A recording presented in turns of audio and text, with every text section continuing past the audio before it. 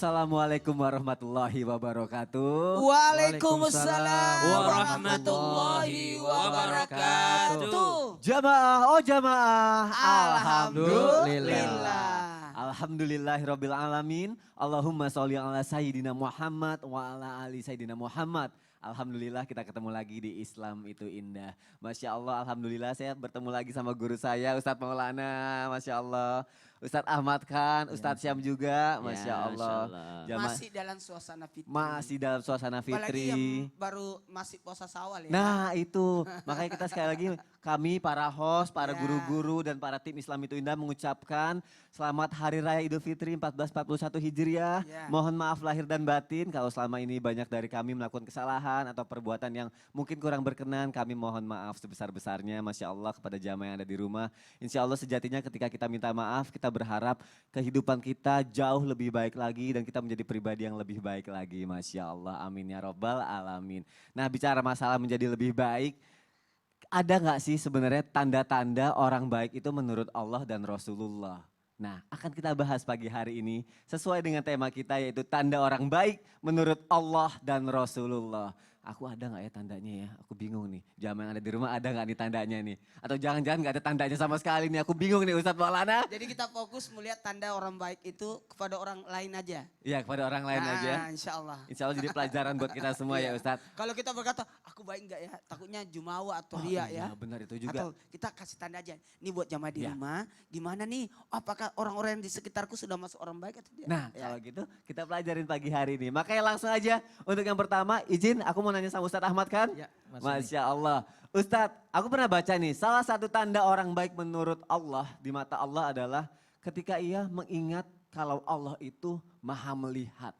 Ya, betul. Kadangnya namanya manusia yang nggak pernah sadar akan itu ya udah kita ngelakuin segala sesuatu aja padahal dia lupa kalau Allah itu maha melihat. Ya. Nah aku pengen tahu nih caranya agar kita ingat bahwa Allah itu maha melihat itu seperti apa Ustadz Ahmad kan? Luar biasa. Bismillahirrahmanirrahim. Hamdan wa syukran lillah, salatan wa salaman ala rasulillah wa ba'du. Ini adalah pertanyaan yang luar biasa Mas Soni. Ustaz Maulana ya.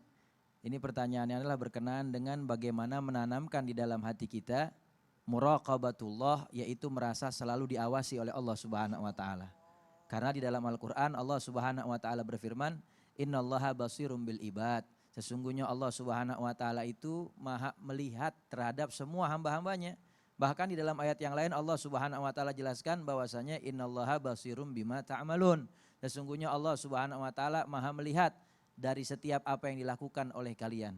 Jadi kita semua ini nggak akan luput daripada pandangan dan pengawasan Allah Subhanahu wa taala. Bahkan di dalam kitab daripada Al-Imam Haddad beliau mengatakan bahwasanya siapa orang yang melakukan apapun yang dia lakukan semasa hidupnya di dunia, maka tidak luput daripada pengawasan Allah Subhanahu wa taala. Sampai semut kecil, yang paling kecil, yang berwarna hitam kelam, yang berjalan di balik batu yang berwarna hitam legam di malam gelap gulita, Allah mengetahui gerak-gerik langkahnya. Bagaimana kita yang lebih besar, lebih gede daripada semut kecil itu. Maka Allah tahu apa yang kita perbuat. Allah maha melihat kita, Allah mengawasi kita. Makanya di dalam maqamul ihsan anta'budallah ka'annaka tarahu. Beribadahlah kamu kepada Allah seolah-olah kamu melihat Allah. Tapi seandainya engkau tidak melihat Allah, maka ketahuilah bahwasanya fa innahu yaraka, Allah itu melihat kamu. Jadi kita selalu diawasi sama Allah Subhanahu wa taala. Bagaimana caranya agar kita punya perasaan selalu merasa diawasi Allah? Maka yang pertama yang mesti kita tanamkan di dalam hati kita, di dalam kitab Akhlaqul Banin dijelaskan bahwasanya istasyir muraqabatullah. Tanamkan di dalam hati ini perasaan selalu merasa diawasi Allah. Apa yang kita perbuat, apa yang kita lakukan, semua Allah lihat. Pernah satu ketika di dalam kitab Akhlaqul Banin karangan Syekh Umar Baraja dijelaskan bahwasanya ada satu orang guru, dia teramat sayang kepada muridnya. Dari 40 murid, satu murid paling disayang. 39 murid yang lain bingung, kenapa kok dia paling disayang sedangkan kita murid yang lain sama muridnya semua. Akhirnya gurunya menjawab pertanyaan semua murid, besok muridnya semua dikumpulkan, kata gurunya kalian besok datang setiap orang bawa seekor ayam yang masih hidup dan sebilah pisau yang sudah diasah. Ketika besok datang semua muridnya, gurunya bilang kalau kalian mau tahu apa jawabannya, maka sekarang kalian boleh sembelih ayam yang kalian pegang di mana saja kalian mau, yang penting jangan sampai ada yang melihatnya. Ada yang dia lari ke dalam rumah, dia sembunyi dalam rumah, dia sembelih ayamnya. Ada yang sembelih di bawah gua, ada yang sembelih di atas pohon dan lain sebagainya. Semua datang menghadap gurunya dalam keadaan membawa ayam sudah disembelih. Tinggal satu orang murid yang paling disayang guru, ayamnya masih hidup. Teman-teman lain bilang, ya murid begini mah kagak bakti sama guru, kagak nurut sama perintah guru. Buktinya aja guru kasih perintah nggak dikerjain. Masa yang model begini disayang sama gurunya. Akhirnya gurunya tanya kepada semuanya. Lalu kemudian kata murid-murid yang lain, saya sudah pergi ke dalam rumah tersembunyi. Nggak ada yang lihat, saya sembelih ayamnya. Saya naik ke atas pohon, saya lihat nggak ada yang lihat, saya sembelih ayamnya. Semua menjawab dengan jawaban berbeda. Sampai murid itu ditanya yang tidak sembelih ayamnya. Kenapa ayam kamu masih hidup belum kamu sembelih? Saya pergi kemana saja, setiap saya mau sembelih, memang tidak ada orang yang melihat, tetapi Allah Subhanahu wa taala Maha melihat saya. Masya Allah. Maka kata gurunya, dengan sebab sifat ini yang tertanam di dalam hati murid ini, maka aku teramat sayang kepada dia ketimbang yang lainnya. Allahu Akbar. Masya Makanya Allah. kita harus merasa ya punya perasaan dilihat, diawasi oleh Allah Subhanahu wa taala. Dan di antara ciri-ciri orang yang baik juga, kata Nabi Muhammad, kalau kita melihat mereka, mengingatkan kita kepada Allah. Masya Allah. Oh. Sebenarnya logika dasarnya kita aja nih kalau kayak syuting ini aja di depan kamera, kita pengen lihat masyarakat atau jamaah yang di rumah aja pengen kelihatan lebih baik gitu kan. Kelihatan keren, kelihatan baik. Gimana kalau di mata Allah? Seharusnya kita Betul. lebih dari itu semua ya. Betul. Masya Allah. Jadi kita beribadahlah seolah-olah kita bisa melihat Allah. Betul. Masya Allah. Jazakallah khair Ustadz. Makasih. Masya Allah. Sama-sama. Untuk Ustadz Syam, aku mau nanya tapi sebelumnya aku mau ngasih lihat dulu tayangan yang berikut ini. Gak apa-apa ya? Masya Allah. Coba, coba. Oke langsung aja jamaah kita lihat tayangannya. Silakan. Coba bacakan Mama surat Maryam ayat 21 halaman 306. Paus dulu nak. A'udzu billahi minasyaitonir rajim. Bismillahirrahmanirrahim.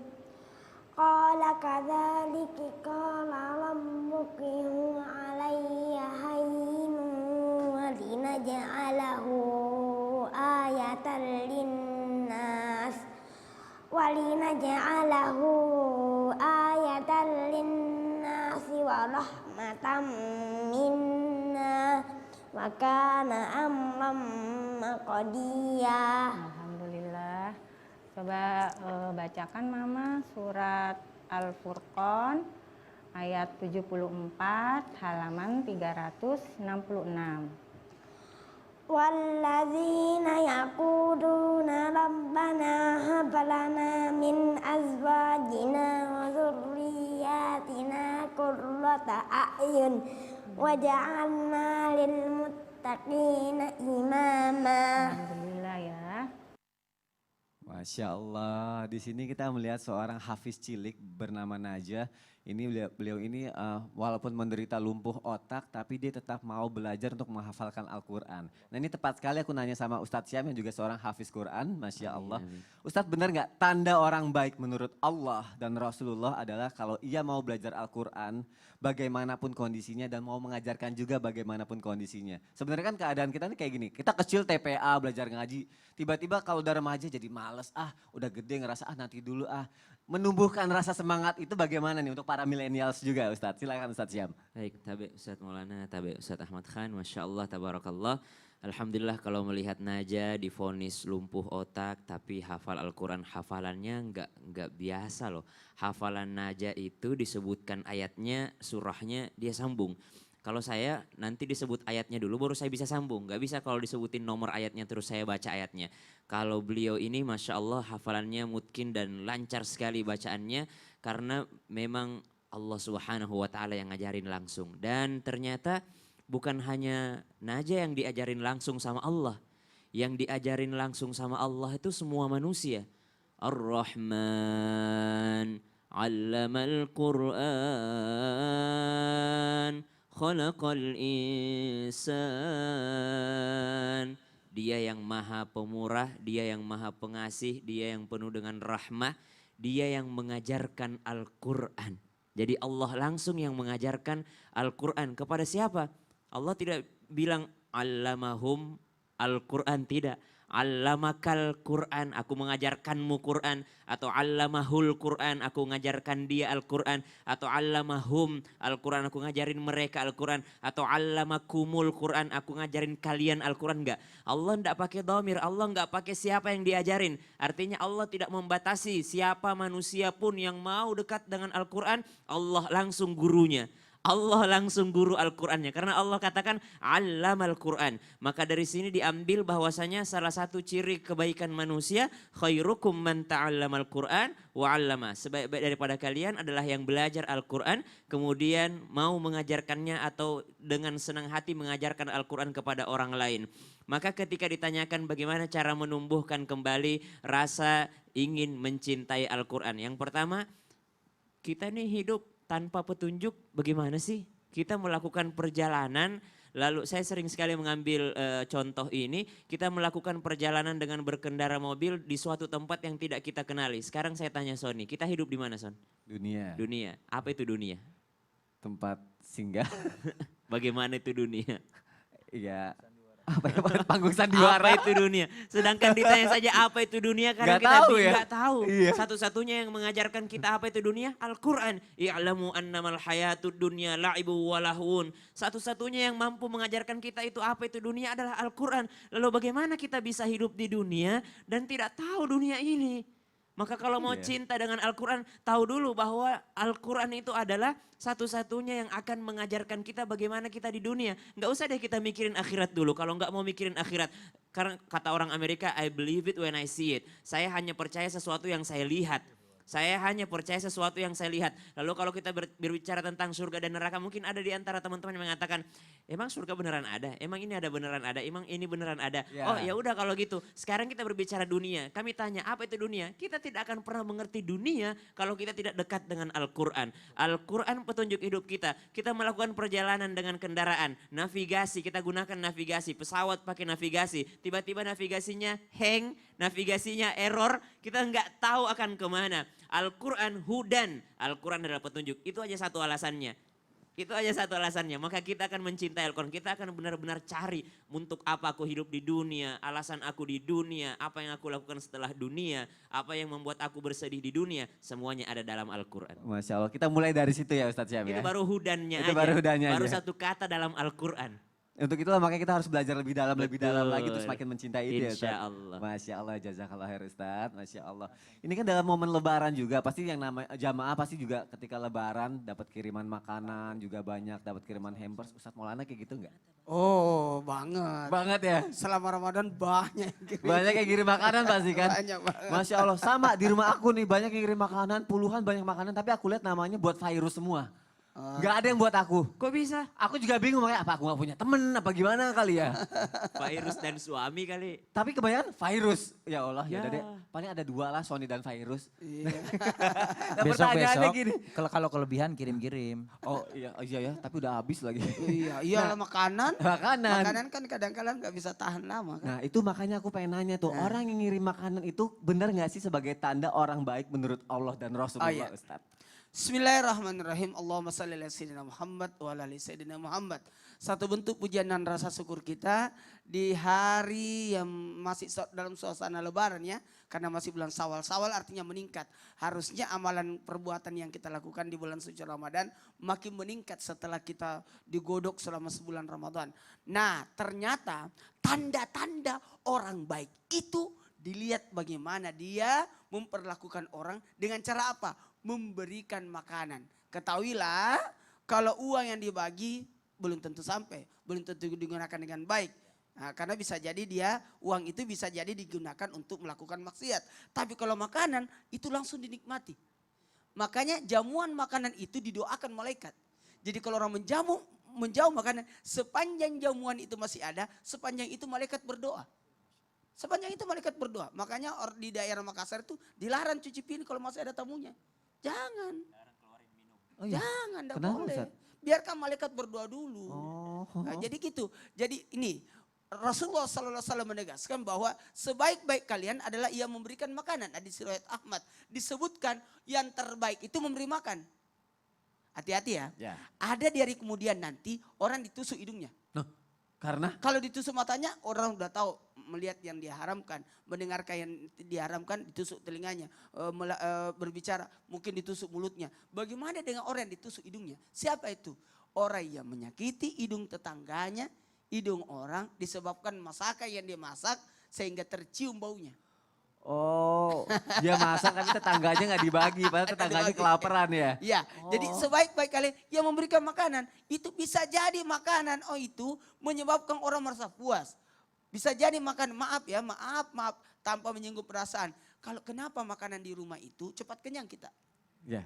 Sementara makanan yang dijajakan itu maaf, kita harus pingin terus Kurang ada, mau lapar jajan mata. terus ya. Kenapa? Karena banyak mata-mata orang miskin, mata-mata orang yang ingin makan makanan itu tapi tidak punya duit. Sehingga berkahnya tercabut sedikit. Ya Allah. Nah, nih memberi makan orang yang kelaparan, sekali lagi, memberi makan orang yang kelaparan termasuk amalan yang dapat menghapuskan dosa. Sekali lagi, menghapuskan dosa kalau kita memberikan makanan. Dan mengundang turunnya rahmat serta menyebabkan diterimanya taubat. Jadi kalau mau bertobat sebaiknya gini. Kan kita sebelum kita berdoa kan puji-puji dulu Allah. Ya. Nah, gimana caranya supaya kita diterima doa ampunan kita? Berbagilah. Baru engkau bertobat. Itu salah satu metode supaya tobat kita diterima adalah memberi makan orang. Makanya ada kafarat memberi makan 60 orang miskin. Kalau ada dosa, kadang-kala pelanggaran-pelanggaran itu memberi makan. Nah, lalu ada orang memberi makan, tapi memang ada orang gemar memberi makan. Sebagaimana Halilullah, Nabi Ibrahim alaihissalam itu menjadi sahabatnya Allah. Sahabat Allah, kenapa? Karena Nabi Ibrahim tidak mau makan kalau tidak ada teman. Sampai berjalan 1 kilo, 2 kilo, 3 kilo mencari orang yang supaya ada yang temani dia makan. Nih, gitu sementara kita mungkin makan kerupuk ngumpet-ngumpet. Ngumpet takut di diminta kelambu. orang.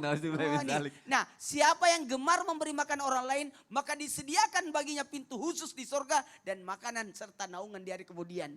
Ayo memberi makan. Ayo memberi makan, Ayo Masya Allah. memberi makan. Apalagi dalam kondisi sekarang seperti ini ya Ustadz ya. Kalau bulan Ramadan banyak orang lapar karena memang puasa kan. Iya. Tapi lebih lapar lagi nanti setelah Ramadan. Kenapa, Karena Ustaz? tiap hari. Karena tiap hari. Nah, kalau punya kelebihan rezeki, Masya Allah, Ayo. kita berbagilah kepada Iya, yang iya. membutuhkan. Insya Allah itu adalah tanda orang baik menurut Allah dan Rasulullah. Baik jamaah, akan kita lanjutkan lagi pembahasan kita setelah ini. Aku mau ngingetin nih, setelah ini akan ada juga segmen curhat online. Jadi jamaah yang ada di rumah bisa curhat nanti sama Ustadz nih. Caranya gimana? Caranya gampang, Ya. tinggal kirim nomor telepon kalian ke email kita di islamituindahtrans.tv.co.id. Dan insya Allah di segmen keempat juga ada yang baru Ustadz Maulana. Apa itu? Ensiklopedia Islam. Terus terang ini segmen yang saya suka banget. Suka ya? Karena kenapa treatment ini adalah bagaimana kita betul-betul mengenal agama Islam semakin dekat. Ya. Karena banyak istilah-istilah kita mau tahu. Nah itu dia makanya sayang banget kalau sampai kelewatan. Jadi jangan kemana-mana, tetap di Islam itu indah. Jamaah, oh jamaah. Alhamdulillah.